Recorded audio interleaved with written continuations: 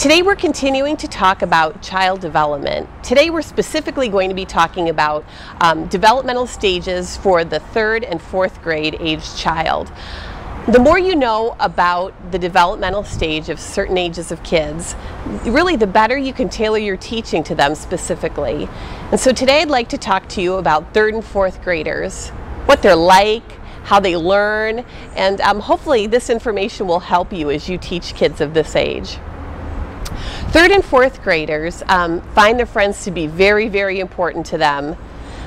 It's important that they have time to socialize together. They're also watching not only how you treat them, but how you treat their friends. And they're kind of noticing, are you treating the kids in your class with kindness? Are you listening to them? So just be aware that they're very socially aware of what's going on around them, and that what's going on with their friends matters a lot. 3rd and 4th graders still really prefer active learning to quiet, passive learning.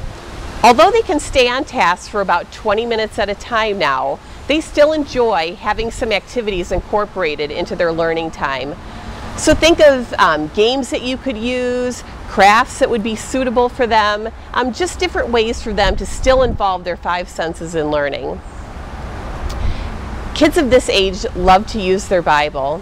They like to find the book that you're reading out of, the chapter and verse. They like to follow along. But again, remember, you may have some strong readers and some weaker readers, so please don't put any child on the spot by asking them to read. If they volunteer to read, terrific. Or if you all want to read together, sort of in a choral way, that would be fine, as long as it's not, a really long, huge passage, because then you'll probably lose a few of them. But do encourage them to use their Bibles, to bring Bibles from home, and to really dig into it and find the specific verses that you're reading about. They do enjoy that.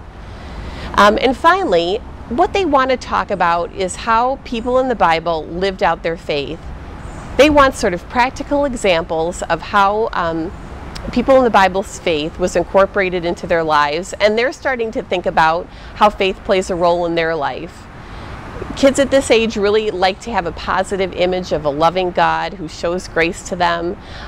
So really highlight that and talk to them about how their faith can impact their lives in just a daily way.